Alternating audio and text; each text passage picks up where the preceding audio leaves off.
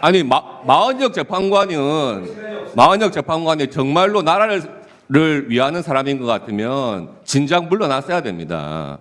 본인 때문에 온 국회와 나라가 이렇게 두 쪽 나가지고 논란이 심하면 그런 정신을 가진 사람이 헌법재판관 하겠다는 것 자체도 저는 문제라고 보여집니다.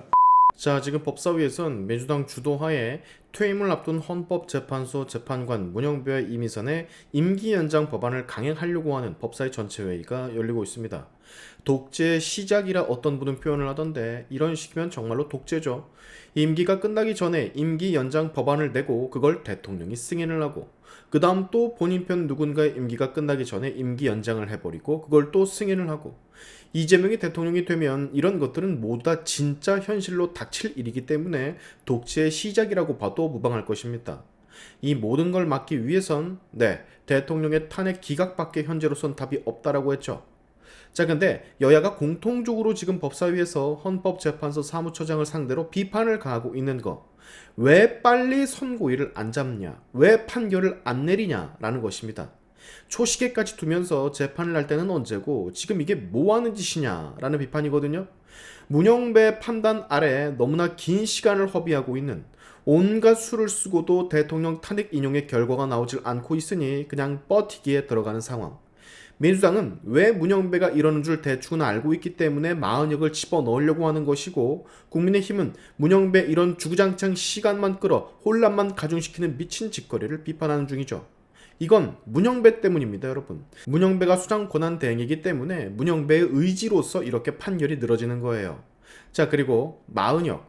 곽규택 의원의 말을 빌리면 이 사람은 정신이 나간 사람이고 진작에 후보자 자리에서 물러났어야 되는 게 맞습니다. 제가 그랬잖아요. 이 마흔역이라는 사람 본인한테 쏟아지는 각종 비판, 의구심을 해명할 생각 하나도 안 하고 본인 때문에 나라가 혼란스러운데 아무런 언급도 없고 입만 쳐 다물고 있다고. 즉 헌법재판소 재판관 임명되기만을 기다리고 있다고. 지 때문에 나라가 이렇게 혼란이면 뭔가 입장 표명이라든지 지가 사회주의자로 몰리면 정상적인 사람이라면 해명을 하거나 나는 사회주의자가 아니라고 말을 해야 되는데 아무 말 없이 닥치고 있잖아요. 이해가 가십니까? 국가가 지 때문에 이렇게 혼란인데 그 자리를 죽어도 못 놓겠다라 입 다무는 게 여러분 이해가 가세요? 제정신이 아닌 사람이죠. 곽규택 의원의 말처럼.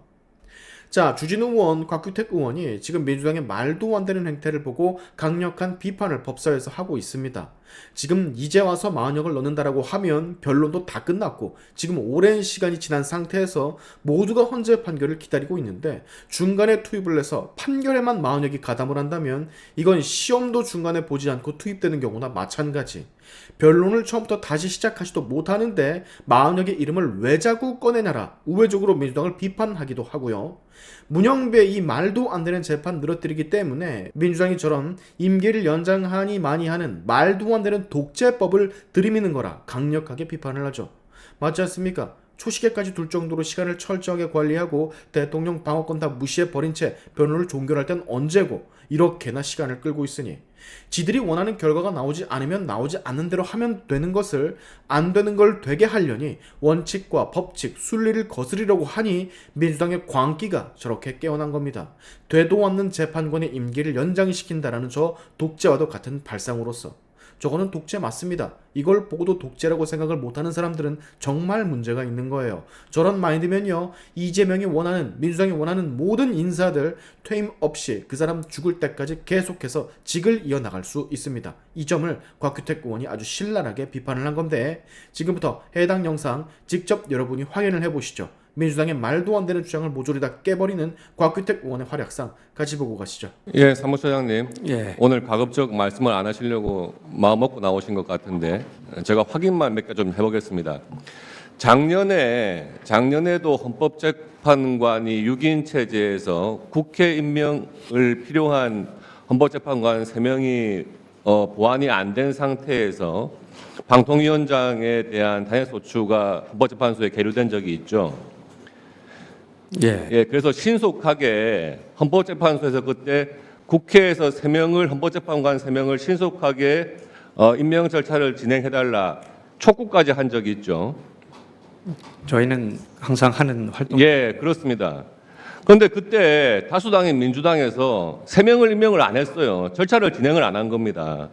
그러다 보니까 방통위원장 직무 정지 기간이 하염없이 길어질 가능성이 있으니까 답답한 방통위원장이 가처분하고 효력 정지 신청한 거 아닙니까? 예, 그래서 받아들여진 거 아닙니까? 예. 그때는 헌법재판관 3명 임명 안 하고 한없이 시간 끌더니만 이제 와가지고 또 임명하라고 이런 법까지 내는 거예요.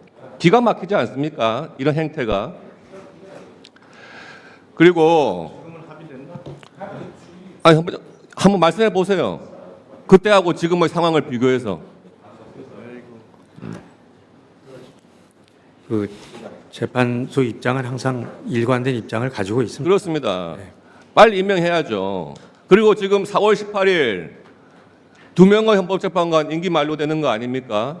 예, 그러면 지금쯤 대통령 권한 대행이 후임 재판관 이제 임명해야 될 때가 됐습니다. 국회의 절차를 고려하면 한 20일 정도 걸리지 않습니까? 그렇죠. 소장님 그렇지 않습니까? 예, 일반적으로. 그러면 4월 18일 날 2명의 임기가 만료되니까 지금쯤은 대통령 권한 대행이 후임 재판관을 이제 지명해가지고 국회에 청문회 해달라고 보낼 때가 된 거예요. 왜 안 하고 있어요? 헌법재판소에서 독촉을 해야지, 촉구를 해야지. 4월 18일 날 2명 물러날 거 뻔한데 지금쯤 대통령 권한 대행께서 후임 재판관 2명 신속한 임명 절차 해달라 이렇게 하셔야 되는 겁니다. 지난번처럼. 그걸 안 하시니까 이렇게 말도 안 되는 법이 올라오는 거 아닙니까? 빨리 신속한 후임 임명을 위한 그런 촉구를 헌법재판소에 해주세요. 그건 사무처장님이 하실 수도 있는 거 아닙니까? 재판관들이 하시는 게 아니니까. 행정적인 절차에 대해서는 저희 네. 살펴보도록 하겠습니다. 아니 마은혁 재판관이 정말로 나라를 위하는 사람인 것 같으면 진작 물러났어야 됩니다. 본인 때문에 온 국회와 나라가 이렇게 두 쪽 나가지고 논란이 심하면 본인 스스로 물러나야 돼요. 그런 정신을 가진 사람이 헌법재판관 하겠다는 것 자체도 저는 문제라고 보여집니다. 그리고 지금 이 헌법에 임기가 정해진 주요 공직자들에 대해서 물러나지 않으면은 임기가 연장된다? 이게 독재의 시작입니다. 생각해 보십시오. 만약에 집권 여당이 다수당을 차지하고 있으면서 대통령 후임 정해지지 않으면 5년 임기 지나도 대통령 계속하겠다. 법안 내서 통과시키고요. 대통령 제2요구권 행사 안 한 다음에 다음 대선 못하도록 대통령이 방해하면 어떡할 겁니까? 그게 독재예요, 그게. 이런 법을 내놓고 이거를 국회에서 통과시키자? 왜 독재의 시작인 겁니다. 사무처장님 한번 말씀해 보시죠. 어떻습니까? 그 법안에 대해서는 저희가 아직 입장을 낸 상태가 아닙니다. 헌법의 최후 보루기관이 헌법재판소라면 이런 법에 대해서 단호하게 말씀하셔야 되는 거예요. 독재로 가는 첫 시작이다 이런 것이. 사무처장님 나중에 명백한 의견을 좀 내시기 바랍니다. 예, 내부 검토 중에 있습니다. 예, 이상입니다.